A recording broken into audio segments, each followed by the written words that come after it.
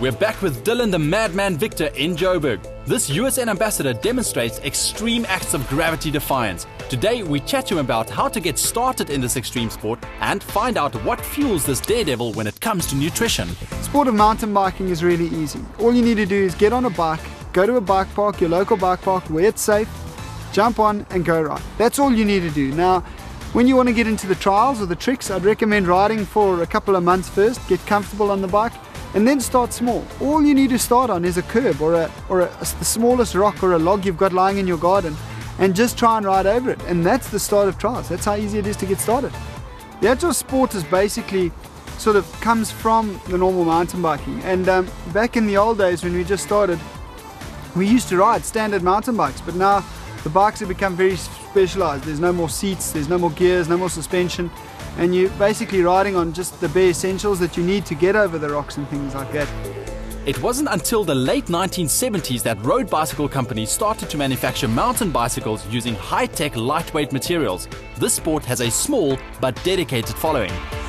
People say you're an adrenaline junkie. I don't actually think that I am. I think it's more a precision thing. I'm addicted to the goals and the achieving of the goals and overcoming things in front of you. Getting over a rail, getting over a step or a ledge, or bunny hopping a couple of centimeters higher. You know, whatever you're going to do, that's what I'm addicted to. I'm in for doing the technical things, you know, getting right what I really want to get right. The small, the difficult, that type of thing. A lot of the stuff I practice on is really low on the ground, and if you make a mistake, you're not really going to get hurt.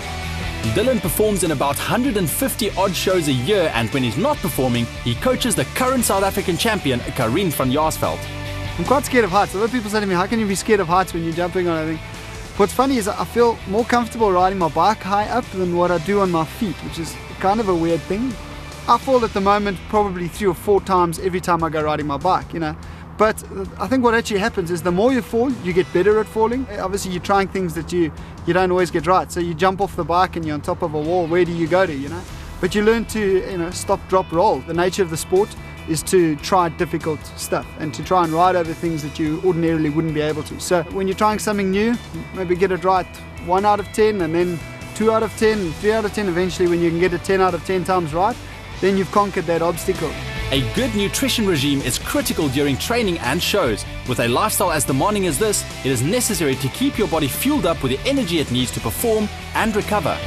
Yeah, I don't like to tell people about it because I sort of keep it as my little secret, but I suppose people are starting to know about it, is the VO2 max. I can see a remarkable difference. In the shows, you know, I talk my whole way through my shows. I do my own commentating, and if you can imagine putting your heart rate up to max and then having to talk the whole time, that's how hard it is. Now what VO2 max does is it just gives you that little bit extra in your lungs, and it just helps you. It calms me in the show. I can get through the show much easier. When I take VO2 max, I can feel the difference straight up. I also like to use Sato Power. You can also go with your anabolic nitro, and that really gives you a boost, especially in the later part of the show. You know, I actually sometimes think that it's got a tacky in that bottle because it's a lot of scorp, you know. Dylan fine-tuned his nutritional strategy over many races. Training is the ideal time to really experiment with what works for you and to get used to eating and refueling regularly. The supplements are crucial to my lifestyle. What I do on the bike, it's a lot of impact, hard on the joints, so I really use Jointplex a lot. I use Multiplex as a multivitamin, which is a really good supplement. I always feel it helps for me. But then also to get rid of the hunger cravings, the meal replacements are very good, and I stick to that. And also it's a good way to keep slim. You know? When you're eating a lot, when you've trained, you're hungry. Now you want to fill your stomach, and a meal replacement is a good way to do that without picking up too much weight. Dylan's eating plan is built of plenty of low-fat, high-carbohydrate foods to provide energy, fluids to offer hydration, and quality nutritional supplements handpicked for his unique needs. Every single one of my shows, I usually to the volunteers, the guys that I jump over, I always give out 6 spikes. So it's a favorite, you know, the guys kind of love it, and they've got to know all the flavors. A lot of guys come to me and say, oh, don't you rather have a sugar-free or a twist or a original thing? A lot of the guys, you know, that lie down really appreciate it. Obviously they've just had an adrenaline rush having a bicycle almost fall on top of them, and to end it off with a spike always puts a smile on their face. So yeah, it's something nice to do.